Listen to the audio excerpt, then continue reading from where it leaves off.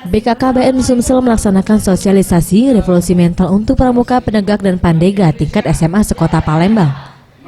Menurut Surya Chandra Surapati, Kepala BKKBN RI mengatakan, dengan sosialisasi ini, setidaknya dapat membentuk para generasi muda dengan karakter berintegritas, etos kerja baik dan berjiwa gotong royong, dan dapat membawa perubahan untuk masyarakat sekitar dan membawa dampak positif dalam hal melakukan pembangunan baru yang berdasarkan ideologi Pancasila.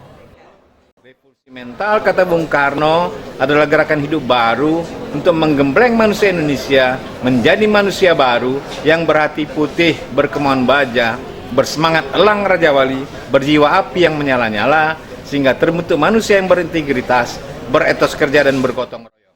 Abdillah, salah satu peserta, merespon positif kegiatan tersebut.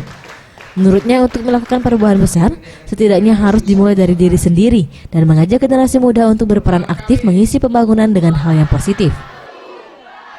Tentunya memotivasi kami bahwa dalam kondisi yang saat ini tentunya harus ada perubahan ya, dengan acara diskusi seperti ini tentunya akan lebih membuat pemuda-pemuda Indonesia dapat lebih maju lagi. Pada kegiatan ini juga disosialisasikan terkait program BKKBN untuk merencanakan jumlah anak dengan 2 anak cukup. Faradu Satria, Sriwijaya TV.